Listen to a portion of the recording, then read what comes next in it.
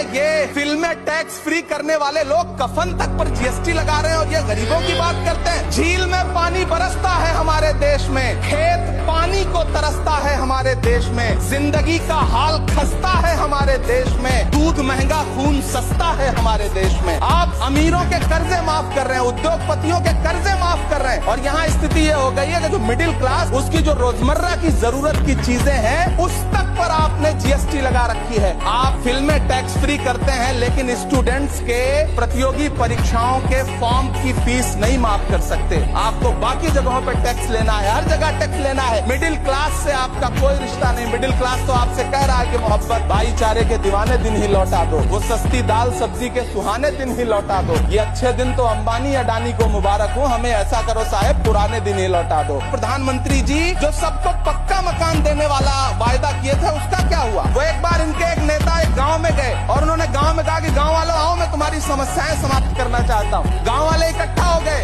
नेताजी ने गांव वालों से कहा बताओ तुम्हारी 2 समस्याएं बताओ, मैं दोनों समस्याओं का यहीं पे समाधान करूंगा। तो गांव वालों ने कहा साहब हमारी पहली समस्या है कि हमारे यहाँ कोई हॉस्पिटल नहीं है। तो नेताजी ने मोबाइल निकाला, कहीं फोन मिलाया और मिला के फोन पे पता नहीं क्या कुछ कहा कि यहाँ गांव में हॉस्पिटल नहीं है, हॉस्पिटल तुरंत यहाँ हॉस्पिटल चाहिए। गांव वाले खुश हो गए कि 1 मिनट में यहाँ हॉस्पिटल आ रहा है। अगली समस्या के बारे में उन्होंने नेताजी ने गांव वालों से कहा कि मैंने आपकी पहली समस्या समाप्त कर दी, दूसरी समस्या बताओ। तो गांव वालों ने कहा साहब